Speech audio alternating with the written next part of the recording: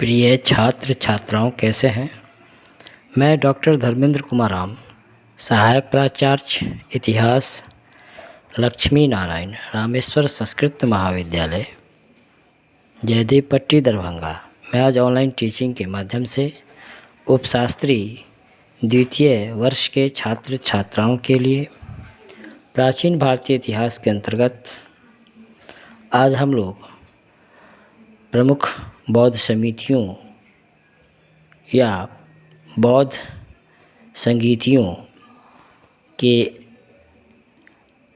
आयोजन के अंतर्गत हम लोग तृतीय बौद्ध संगीति और चतुर्थ बौद्ध संगीति कब हुआ था, किसके शासनकाल में और कहाँ हुआ था, इसके संदर्भ में हम लोग चर्चा करेंगे। बच्चों, इससे पूर्व के क्लास में हम लोगों ने बौद्ध संगीतियाँ के अंतर्गत पहली बौद्ध संगीति जो 483 ईसा पूर्व में राजगृह, बिहार के राजगृह के सप्तपर्णी गुफा में अजातशत्रु के शासनकाल में हुआ था, और द्वितीय बौद्ध संगीति 383 ईसा पूर्व बिहार के वैशाली और शिशुनाग वंश के शासक कालाशोक के शासनकाल में हुआ था।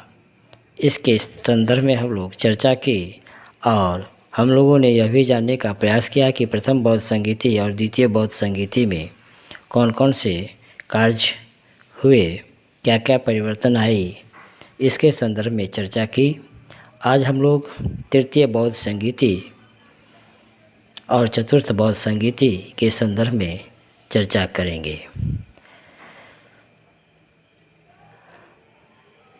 तृतीय बौद्ध संगीति का आयोजन 250 ईसा पूर्व में मगध की राजधानी पाटलिपुत्र में हुआ था, और इस समय मौर्य वंश के महान शासक अशोक शासन कर रहे थे तथा तृतीय बौद्ध संगीति के जो अध्यक्ष थे वे मुगलिपुत्र तीस थे। इस संगीति में, इस बौद्ध समिति में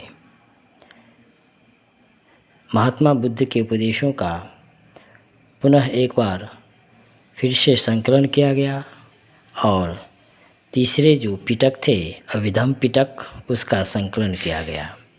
बच्चों, हम लोग जानते हैं कि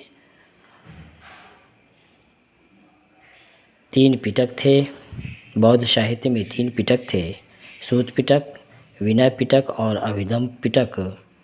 और सूत पिटक तथा विनय पिटक का संकलन पहली ही बौद्ध संगीति, पहली ही बौद्ध सम्मेलन में हो गया था।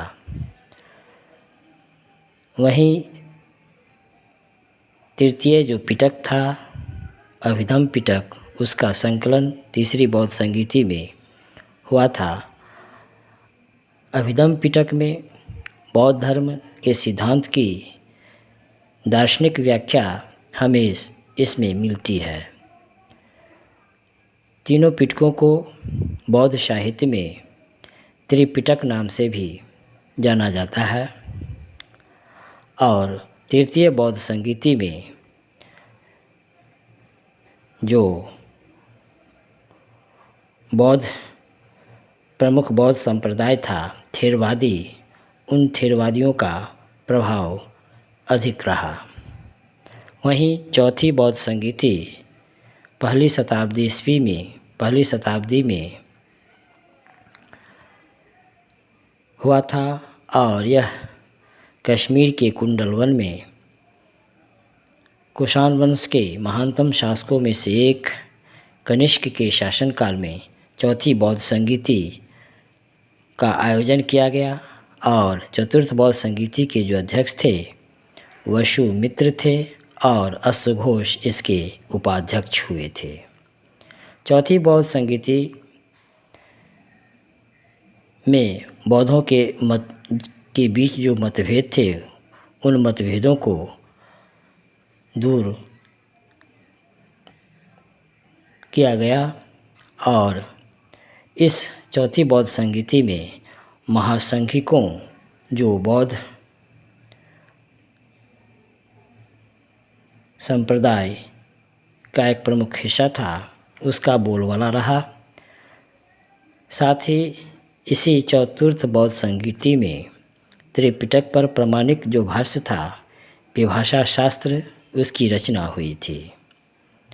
और चतुर्थ बौद्ध संगीति के बाद ही बौद्ध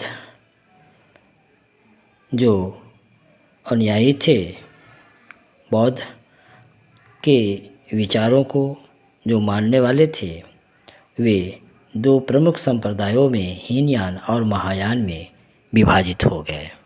तो बच्चों, आज हम लोग प्रमुख बौद्ध संगीतियों, बौद्ध सम्मेलनों में आज हम लोग तृतीय बौद्ध संगीति और चतुर्थ बौद्ध संगीति की चर्चा की। धन्यवाद।